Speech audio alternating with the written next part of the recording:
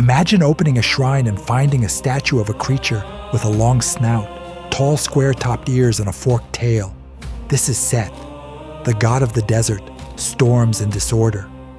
For many of us, he is the murderer of Osiris, a malevolent force and an archetype of Satan. Yet ancient Egyptians prayed to him, named their rulers after him, and raised temples in his honor. How could a culture devoted to balance and order venerate the embodiment of chaos? This question lies at the heart of Seth's story. In the earliest myths, Seth is not a villain, but one of the oldest gods. His parents are Geb and Nut, the earth and sky, and he is brother to Osiris, Isis, and Horus the Elder. Before dynasties and pharaohs, Seth appears on a mace head from pre-dynastic Hierakonpolis, indicating a very ancient cult. His title, one of Nubit, reflects his cult center in the city of Ombos. Though recognized as Lord of the Desert and Storms, he was originally invoked for love spells and fertility. People wore amulets inscribed with his name. Some early kings even took him as their patron. The most surprising part of Seth's early character is his role on Ra's solar boat. Each night, as the sun god sailed through the underworld, he was attacked by the serpent Apep. Only Seth could stand at the prow and drive his spear into the chaos serpent. His fierce thunderbolts and desert strength protected light from being consumed by darkness. This dual nature, defender against greater chaos, foreshadowed his later ambivalence. In a world defined by Ma'at, the harmony between opposites, a deity of disorder was necessary to uphold cosmic balance. Without Seth to restrain his own desert forces, the fertile lands could not thrive.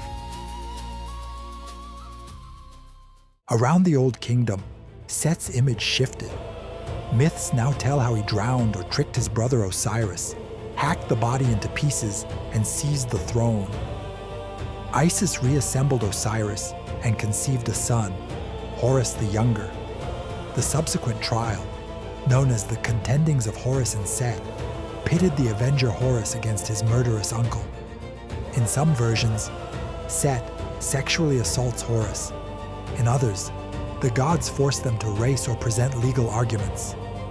Ultimately, Horus is given the throne while Seth is relegated to the deserts or appointed defender of Ra. Why did Seth become a villain? One explanation points to real political conflict. In the Second Dynasty, King Peribsen abandoned the traditional Horus Serek and chose Seth as his royal emblem. His successor Kasekemwi merged both Horus and Seth symbols. Earlier scholars interpreted these Sereks as evidence of two competing kingdoms, one venerating Horus and another venerating Seth.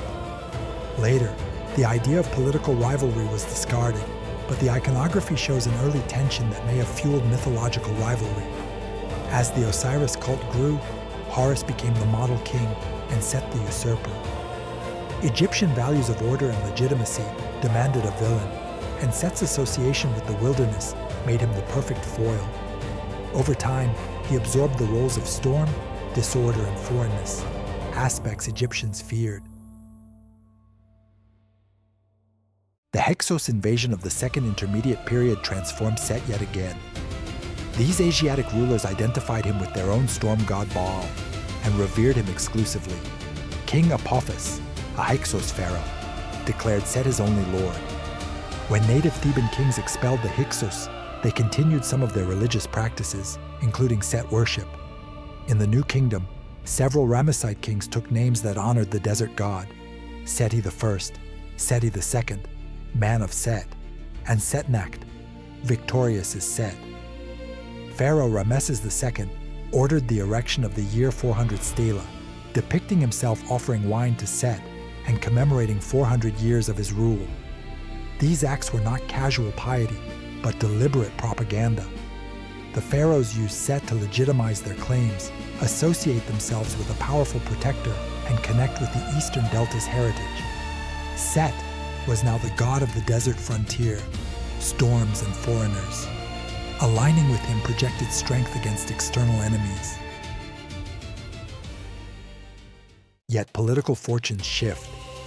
After the Ramesside era, foreign invasions by the Assyrians and Persians scarred Egyptians and reignited xenophobia. As foreigners became oppressors, the divine foreigner was demonized. Set's association with foreign lands turned toxic. His statues were mutilated and repurposed for other gods. Temples ceased to be built in his name, and no new kings bore his title. His once ambiguous image hardened into the archetype of evil. Greco-Roman writers equated him with Typhon, the monstrous opponent of Zeus, and early Christians saw in him a prototype for Satan. Instead of the benefactor who protected Ra, he now symbolized the destruction of paradise. For many centuries, it seemed Set's story ended in ignominy. But regional devotion never fully vanished. Ombos, Nakada, and other nomes continued to honor him long after the mainstream demonization. During the coronation rituals of Ramesses II, reliefs showed both Horus and Set crowning the king. Their dual presence symbolized a balanced cosmos. Even when temples were closed, villagers still invoked the god to calm sandstorms or ward off scorpions. Egypt's dualistic worldview demanded a counterpart to Osiris and Horus. Without a force to absorb chaos, order had no meaning. Modern scholars are re-examining Set's reputation. The University of Pennsylvania's Will Byun notes that the god is not merely a deceitful usurper, but also the chosen of Ra, the only deity strong enough to vanquish the chaos serpent. The same texts that condemn him also praise his strength and power. The Hyksos and Ramesside kings may have promoted his cult for political reasons, but their propaganda also preserved ancient traditions of a storm god who defended the cosmic order.